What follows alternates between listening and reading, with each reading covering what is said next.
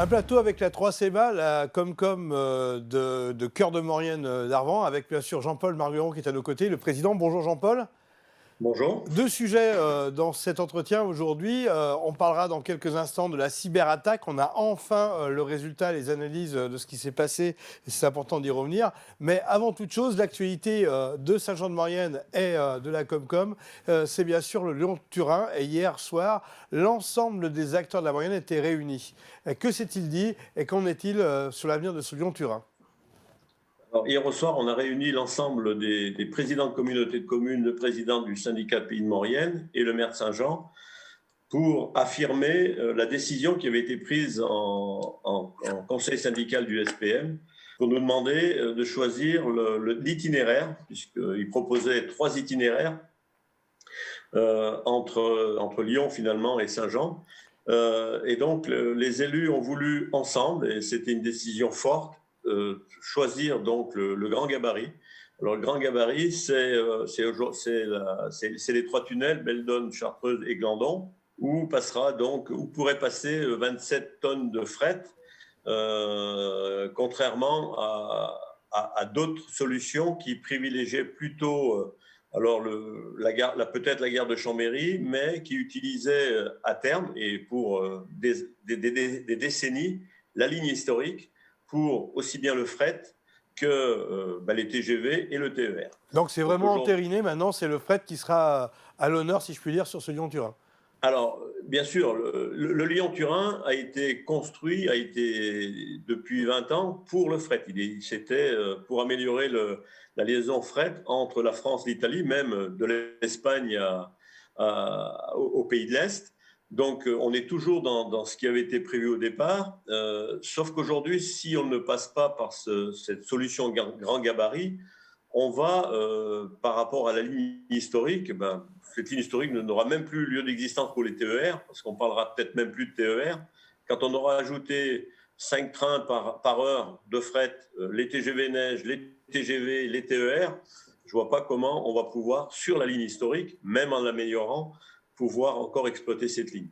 Donc les élus de Maurienne, depuis Aiguebelle jusqu'à Bonneval, et avec l'appui donc du syndicat Pays de Maurienne, des conseillers départementaux, de la députée, ont choisi, comme l'a fait aussi à son temps le conseil départemental, le choix de ce qu'on appelle grand gabarit. Alors c'est bien sûr un coût qui est plus important que les 2 autres solutions. Est-ce qu'on a quelques chiffres à donner et puis surtout, est-ce qu'on peut se projeter un peu dans le temps? Ce qu'on peut dire, c'est que ça retarderait.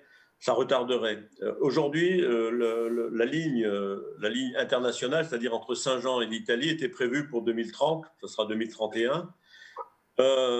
Sur les gabarits, le grand gabarit, ça serait plutôt du 35-40, voilà, 2035-2040.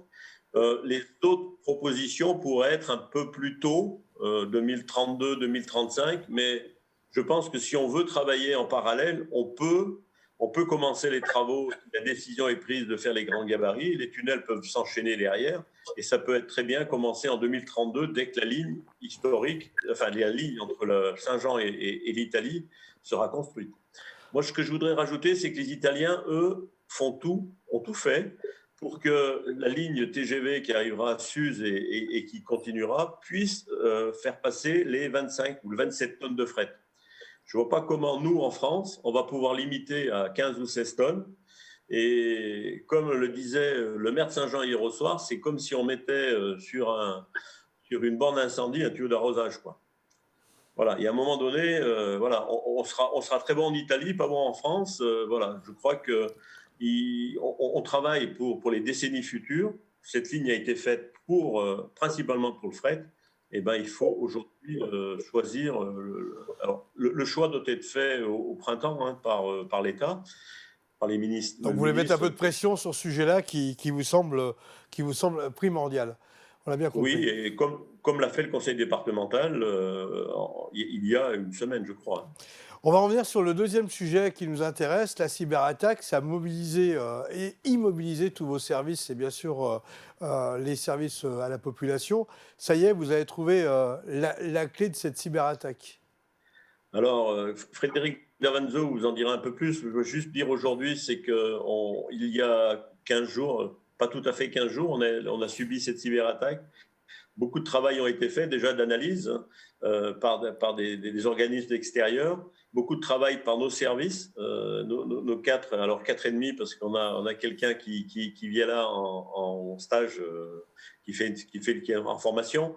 Pendant ces 15 jours, ils n'ont sûrement pas compté leurs heures.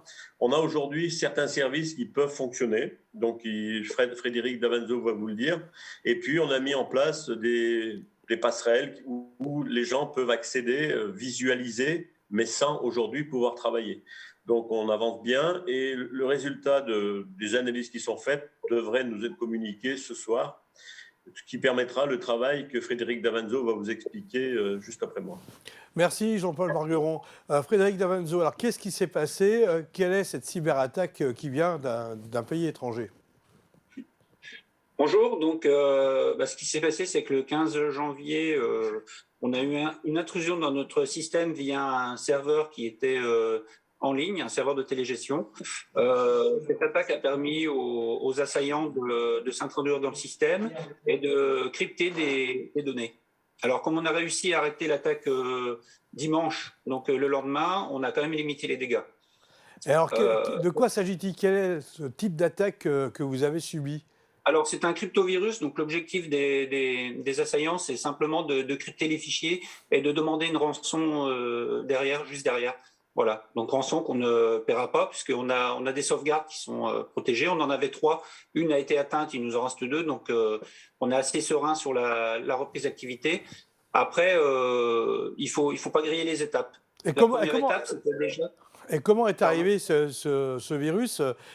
Où est la faille dans le système d'information, si je puis dire? La faille, elle était sur un serveur de télégestion qui était ouvert sur Internet pour que des réservoirs d'eau puissent apporter des informations à une télégestion. Et on est obligé de laisser ouverts ces réseaux puisque c'est de la 4G. Et on n'a pas d'IP fixe, c'est un petit peu technique, mais on n'a pas d'IP fixe et donc on était obligé de laisser ouverts ces réseaux sur Internet, ce qui a provoqué une faille. Donc on va combler la faille d'une manière ou d'une autre, mais pour ça on a dû se faire aider par une société spécialisée en cybersécurité pour nous aider à trouver l'origine de l'attaque, les moyens qui ont été utilisés et surtout évaluer l'impact sur notre système d'information. C'était la première étape qui s'est faite le 2e jour après l'attaque. Oui, j'ai bien compris. Et donc là, vous avez quasiment le verdict de la problématique. Alors, on va positiver, ça repart, mais ça repart par étapes, j'imagine, les services. Ah oui, bien sûr, oui. Alors, on n'est pas resté les bras croisés. Vous imaginez bien qu'on a on a aujourd'hui un gros travail stratégique, en fait, pour savoir dans quel ordre on va redémarrer les services et ce qu'il est possible de redémarrer dans les médias. Donc, dans les médias, on a pu redémarrer le service urbanisme, les services RH, et d'ici vendredi prochain, on va redémarrer de manière définitive les services de comptabilité. Ça veut dire qu'on pourra repartir, on va dire, de manière plus sereine sur ce qui est comptabilité, qui est quand même pour nous un point assez important pour pouvoir payer les fournisseurs.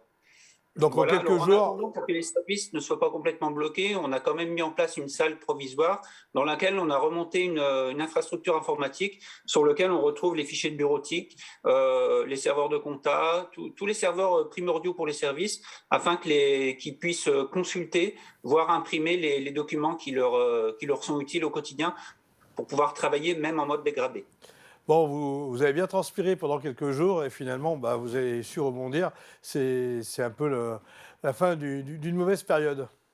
On n'est pas sur un sprint, on est sur un marathon. Donc là, la première étape, c'était d'analyser, de trouver les solutions pour éradiquer le cryptovirus.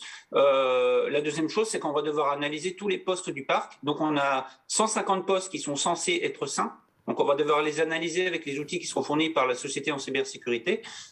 Si les postes sont sains, ils peuvent redémarrer. S'ils ne sont pas sains, il faut tout réinstaller.